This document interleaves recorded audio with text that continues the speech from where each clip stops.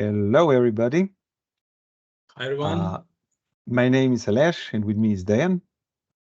This webinar is organized by eKnowtion, a company behind the Business Central Insights, which is a set of extendable Power BI apps with more than 350 pre-built reports across all Business Central functional areas. These apps are powered by a plug-and-play Business Central connector, and the apps are used by more than 100 clients, and all the app source reviews are really excellent.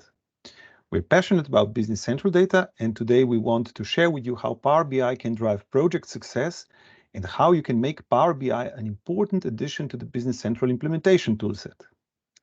Before we continue, I need to inform you that this webinar is recorded and will be published on Business Central Insights YouTube channel. So let's start. Sometimes, a lot of times, projects turn to a partner's nightmare. There are contradictory requirements across departments, exceptions and manual workarounds repeatedly surfacing. Process owners are focused on their little gardens, and management is not able to or even avoiding to get involved.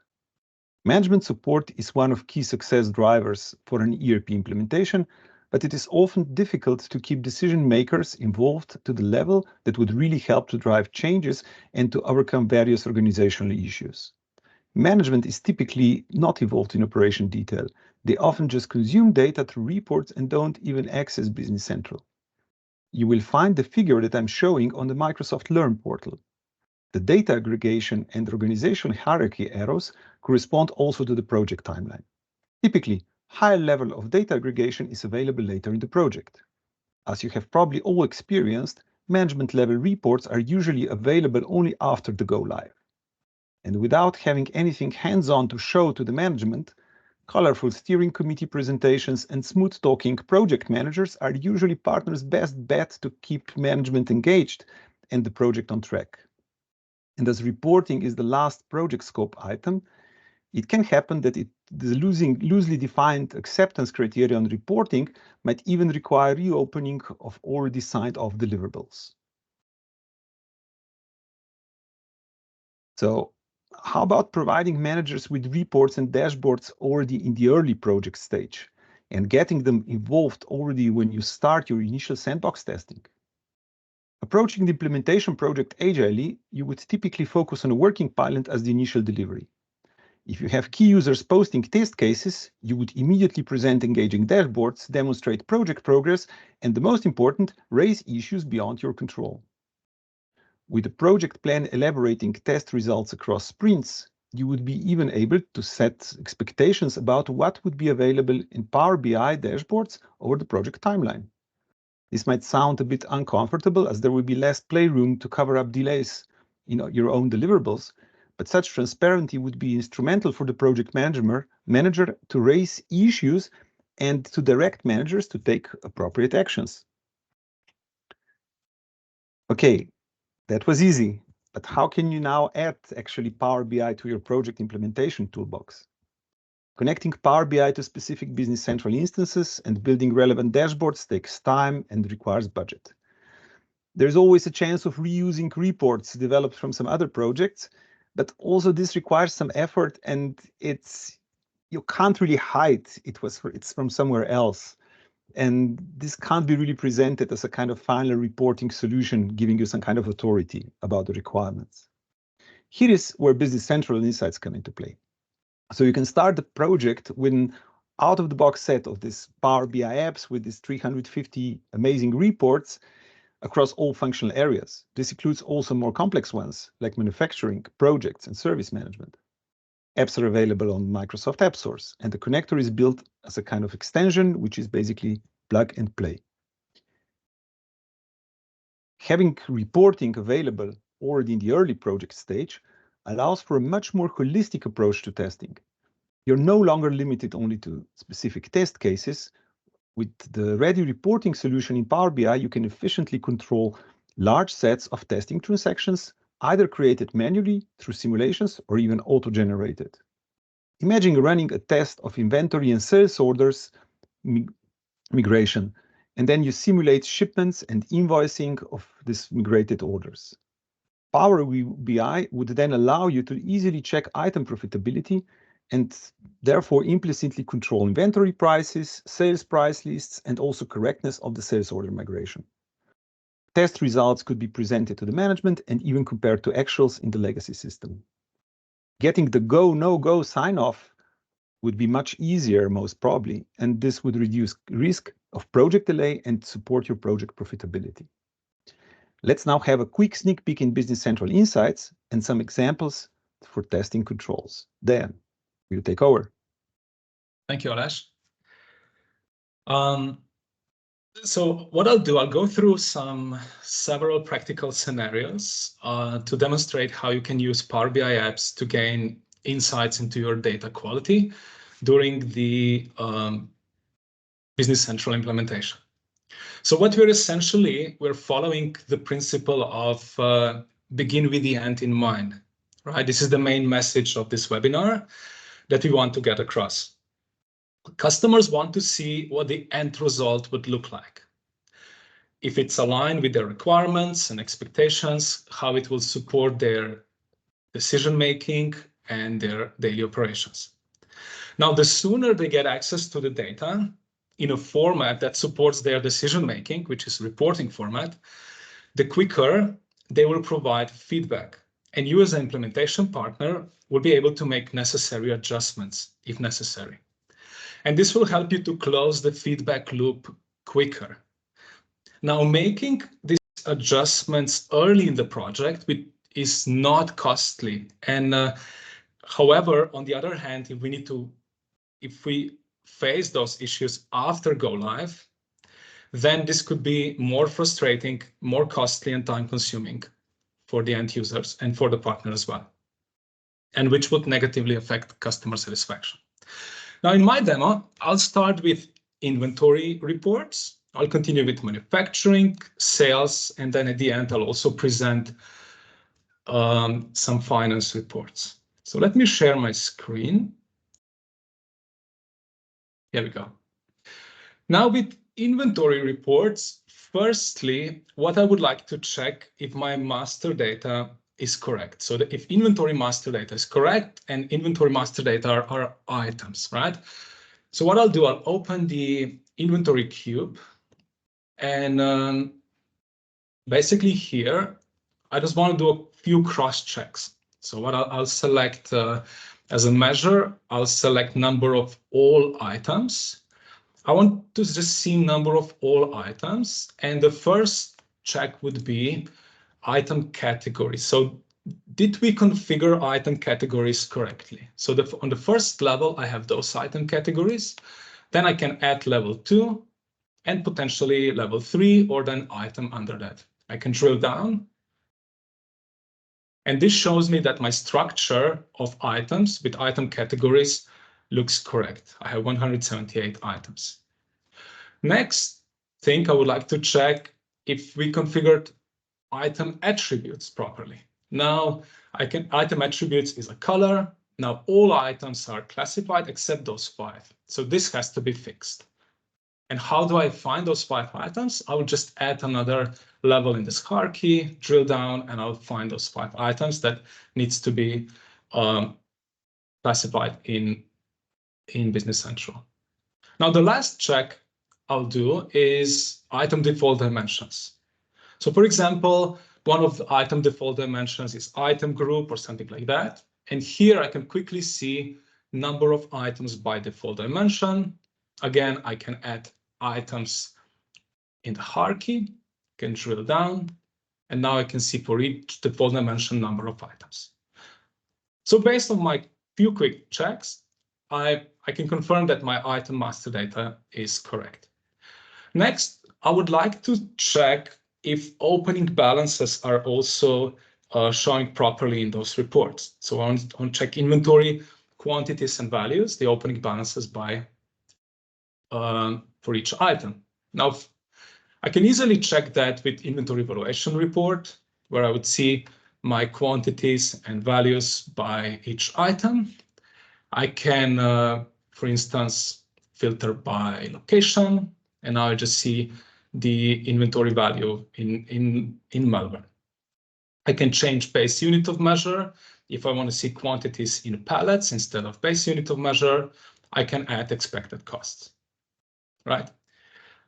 Now, in addition to that, the company is also tracking item variants, lot numbers, serial numbers. So with the reports such as item variant availability by location, lot number availability by location, and serial number availability by location, I can see that all my data is correct. So I have all my serial numbers properly posted to proper locations.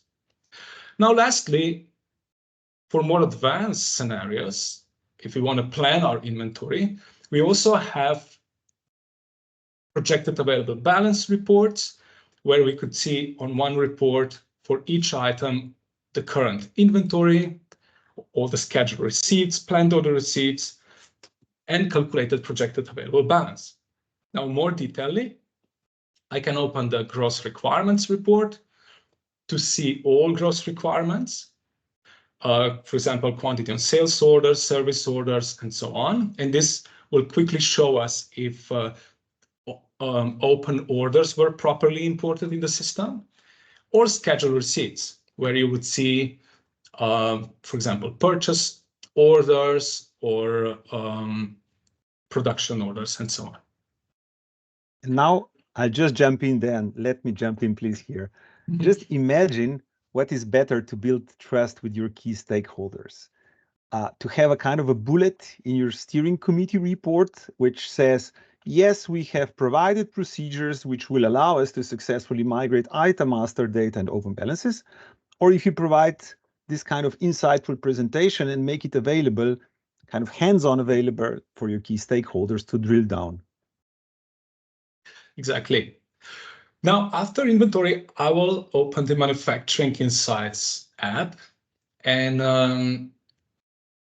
I would show just a few reports how we can cross-check, for example, manufacturing costs and capacities. So we know that the manufacturing module is a little bit more complex to implement, and when it all comes together, we should see the proper dashboards and reports in the manufacturing app. So to overview manufacturing cost, you can just simply run production cost variance, where you would see for each production order all the costs, actual, expected, including variances and deviations. You will have a dedicated report for standard cost variance and also expected cost variance. Now, notice you will have to prepare your test cases properly, so they would reflect daily operations, so that the reports would look realistic as well.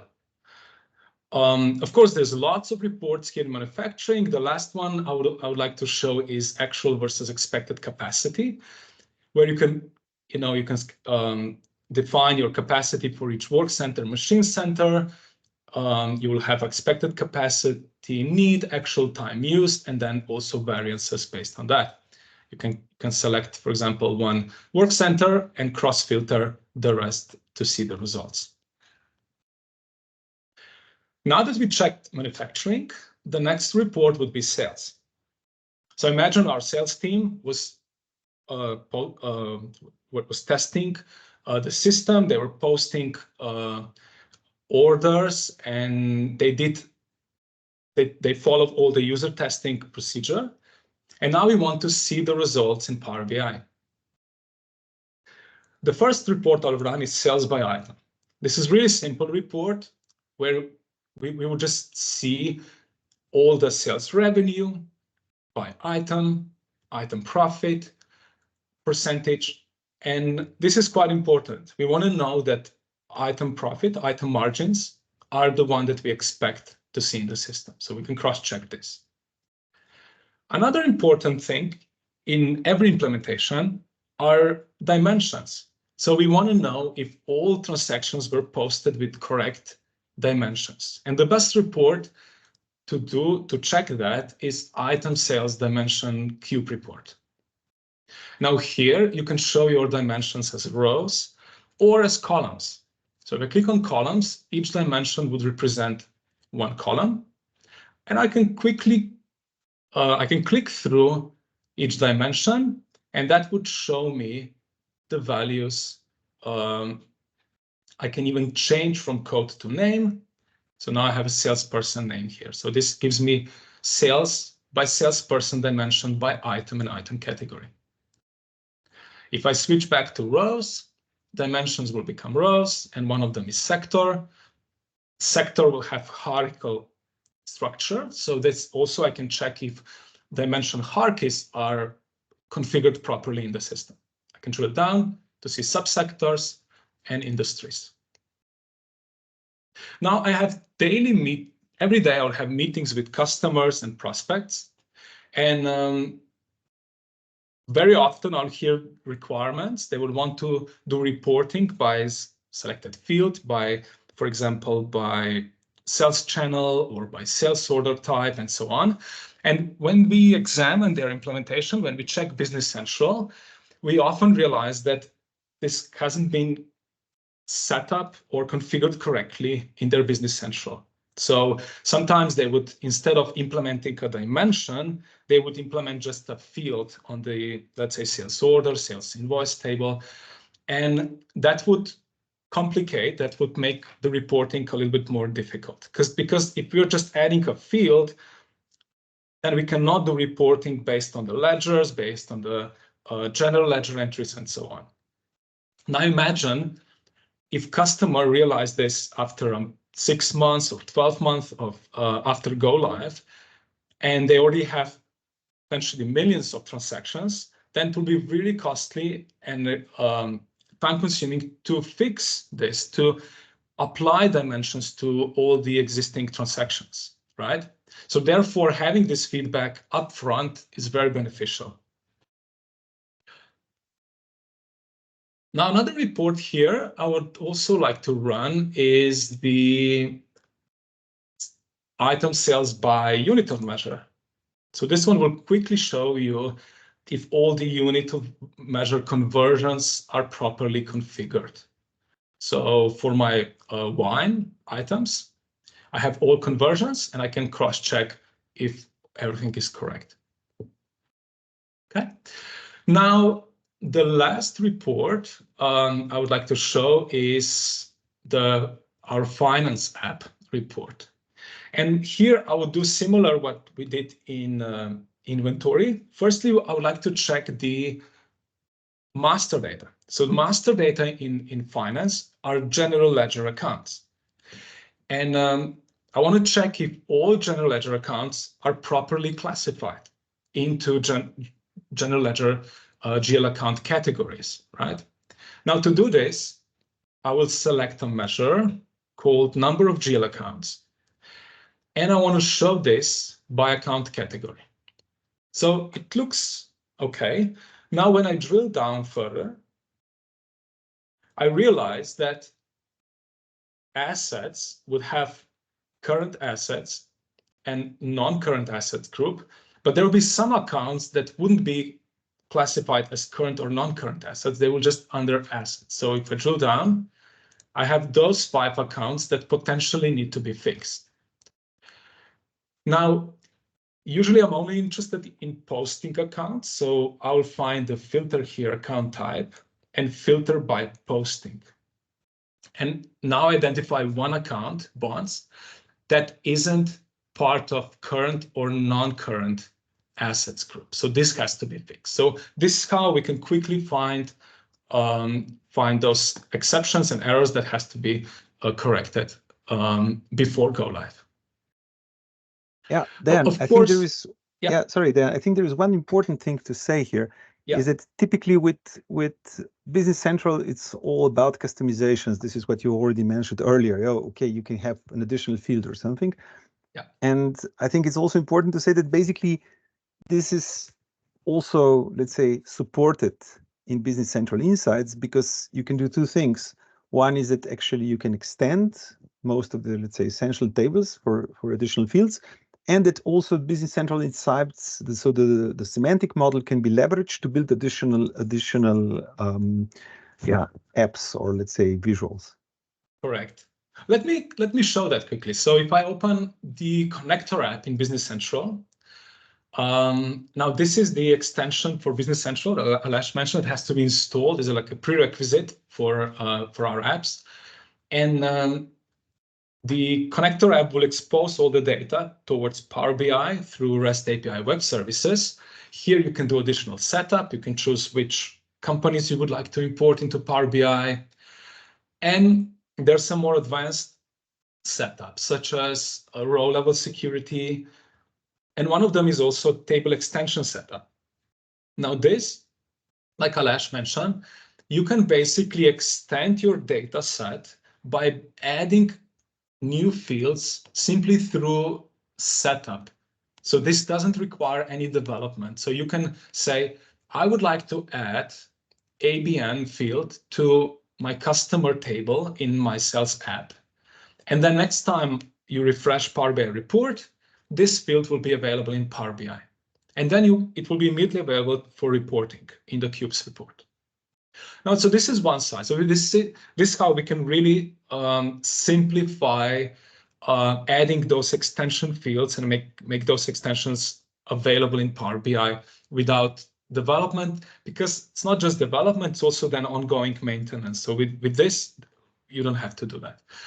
Now, another thing also like important is that all our data sets and semantic models are extendable. So on our website, we have tutorials. And one of the tutorials is how to create new Power BI reports leveraging semantic model.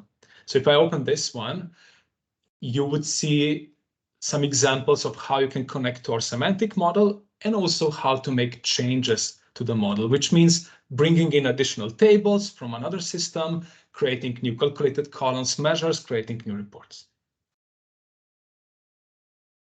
Thank you. I think this was really nice. I'm basically trying to switch on my Teams, my PowerPoint presentation back. It should work now. Okay, 1 second more. So if you remember correctly, we were somehow on this slide, and now you have seen that having reports and dashboards already kind of available in the early project stage allows for a much more holistic approach to testing, and it's an excellent driver for management engagement and management project support.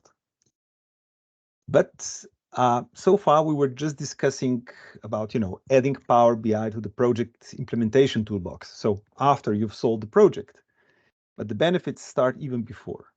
As you're addressing managers during the pre-sales phase, because that's when you actually get into this kind of direct contact with them, you will be able to position this kind of insights-driven project governance approach as an important differentiation against your competitor.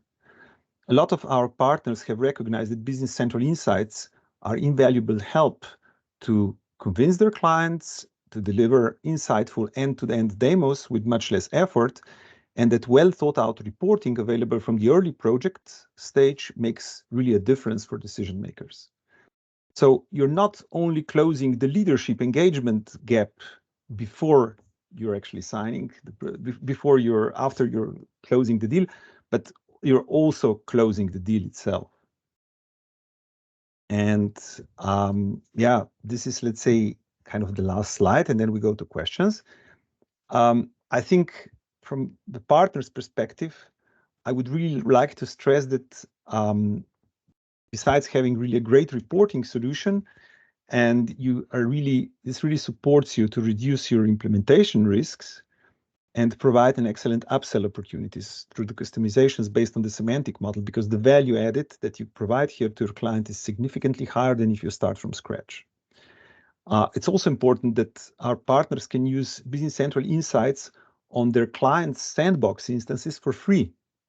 Yeah, only then, when the project goes live, you basically sell the subscription to your client, and after you sell the subscription, you will get the margin, which is basically above the industry practice. So that was our presentation, and now let's take questions. And the first question that I have here is, I noticed that the model contains many tables and fields. For example, to determine the gross requirement of an item, you need data from many tables. How is the synchronization done with Business Central? Is it traditional sync via OData services, where each job syncs everything, or is some kind of incremental refresh? Okay, yeah. So our apps connect to Business Central through REST API web services, and they use the Power BI connector, the standard Power BI connector that comes with Power BI. Now, the incremental refresh is not supported at the moment because the Power BI connector doesn't support that yet. So it's a full refresh. Yeah. Okay. Then the other question is, as usual, about the pricing. Okay. Aleš, do you want to answer this question? Well, I think it's very easy. The prices are basically on our website. So you just visit businesscentralinsights.com and you will see the prices. There are kind of packages where that our clients usually use. And it's very straightforward. So, and it's, let's say, it's mostly recognized as being cheaper and more bringing more value as our competitors. Excellent. Well, maybe the last thing I would like to mention that we are always improving and our apps. So we're always adding new functionalities and features. So there are new releases every month. So we're getting lots of feedback from our customers, from our partners, and so the apps are also in a way alive. We're always adding new features and functionalities. So we would also welcome you to share some feedback with us on our apps. Yeah. Thank you. I think we're running out of time. So I think we should just say thank you, and we're looking forward talking to you and perhaps doing some projects together with you. Excellent. Thank you, everyone. Thank you.